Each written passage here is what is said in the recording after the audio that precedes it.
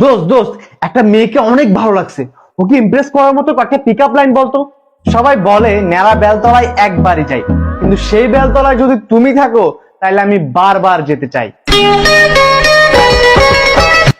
না না, এইটা ভালো লাগছে না, আরেকটা বল। শোনো, তুমি পৃথিবীর সবখানে যাও, কিন্তু তাজমহল দেখতে যেও না, কারণ আমি চাই না মানুষ তাজমহল বাদ দিয়ে তোমাকে দেখুক। এইটাও ভালো লাগছে না, আরেকটা বল। মানুষ বারমুডা ট্রায়াঙ্গেলের কথা বলে, আমি তো তোমার চোখের ওই ডার্ক সার্কেলেই হারাইয়া যাই।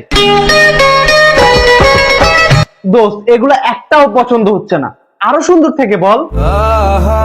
সবাই ডক্টর ইঞ্জিনিয়ার হতে চাই, আমি শুধু তোমার হতে চাই।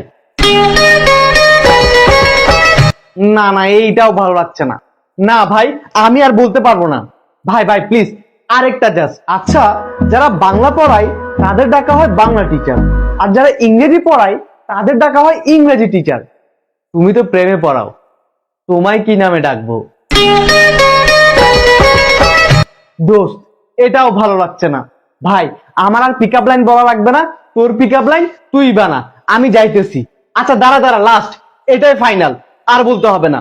তুমি নিউক্লিয়াস আর আমি ইলেকট্রন, কারণ তোমার আশেপাশে আসলেই আমি আকর্ষণ অনুভব করি। না, এটাও হবে না। বুঝছি ভাই, তোর কিরকম পিক আপ লাইন লাগবে। শোন, আমার প্রিয় ক্রিকেট, তোমার প্রিয় ফুটবল, তুমি আমার শাবনূর, আমি তোমার ডিপ জল। আর একটু সুন্দর থেকে বল।